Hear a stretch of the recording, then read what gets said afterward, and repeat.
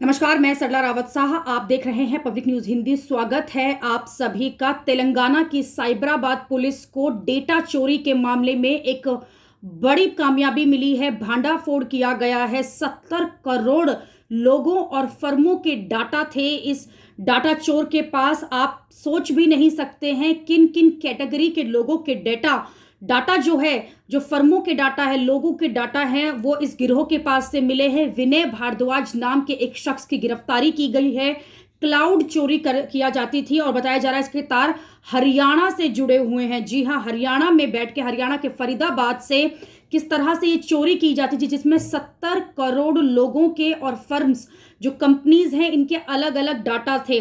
केवल लोगों के ही डाटा नहीं बल्कि कंपनीज जो हैं उनके भी डाटा थे। इसकी जो कैटेगरीज हैं वो आप सुनकर चौंक जाएंगे। यानी कि नेटफ्लिक्स, अमेजन से अगर आप शॉपिंग करते हैं, नेटफ्लिक्स आप देखते हैं, उस पर आप अपनी इंफॉर्मेशन डालते हैं, तो वहां से भी आपका डाटा चोरी किया गया था। बायजूस, जो एजुकेशनल इंस्टीट्यूट्स हैं, उनके भी डाटा इसके पास मिले हैं।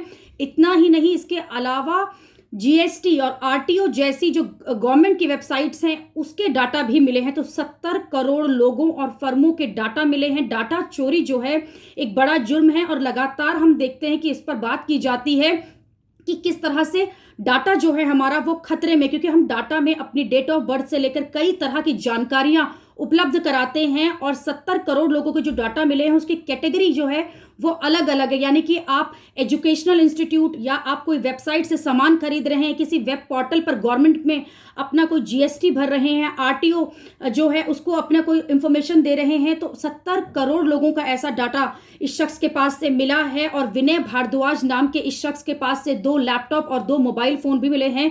फिलहाल ये पुलिस की गिरफ्त में है। तेलंगाना की साइबराबाद पुलिस की ये अब बड़ी कामयाबी इसे कहा जा सकता है, क्योंकि 70 करोड़ लोगों का डाटा इसके पास से मिला है। हालांकि बताया जा रहा है कि जो इसके पास से डाटा मिला है, ये कई अलग अलग वेबसाइट पे चोरियां करता था उस डाटा से, और एक वेबसाइट बनाकर उससे क्लाउड के जरिए चोरी करके उस डाटा को सेव करता था। और इतनी बड़ी मात्रा में इस व्यक्ति के पास डाटा आखिरकार क्या कर रहा है और ये किसके लिए काम करता है, ये सबसे बड़ा सवाल है।